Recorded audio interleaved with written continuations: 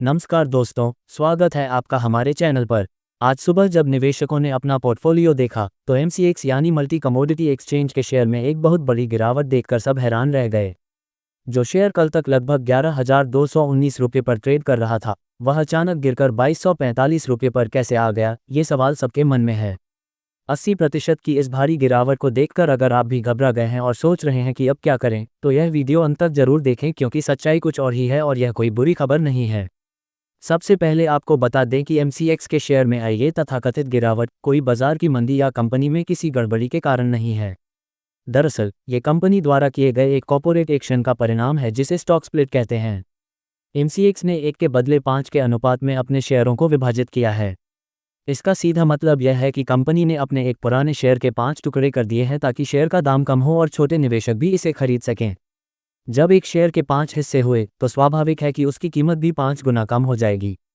अगर आप कल की कीमत यानी 11,219 रुपये को 5 से विभाजित करेंगे तो आज का भाव लगभग 2,245 रुपये के आसपास ही निकल कर आता है। अब सबसे बड़ा सवाल यह उठता है कि क्या इससे आपको नुकसान हुआ है। जवाब है बिल्कुल नहीं। आपके निवेश की कुल वैल्यू वही की वही है, बस शेयरों की गिनती बदल गई है।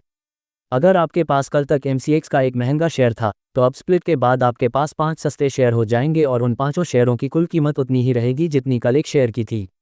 हाँ, एक जरूरी बात का ध्यान रखें कि स्प्लिट होने के बाद बढ़े हुए अतिरिक्त शेयर्स आपके डीमैट अकाउंट में क्रेडिट होने में और दिखने में 1 या 2 दिन का समय लग सकता है। इस दौरान आपको अपने पोर्टफोलियो में अस्थायी तौर पर नुकसान दिख सकता है, लेकिन उससे घबराने की बिल्कुल ज़रूरत नहीं है क्योंकि वह सिर्फ एक तकनीकी प्रक्रिया है।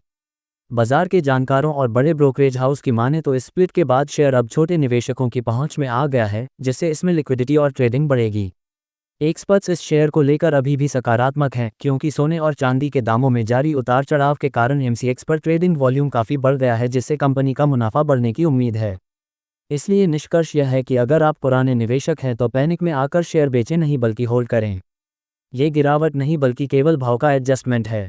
अंत में याद रखें कि शेयर बाजार में निवेश जोखिम के अधीन है, इसलिए कोई भी बड़ा फैसला लेने से पहले अपने वित्तीय सलाहकार से राय जरूर लें। धन्यवाद।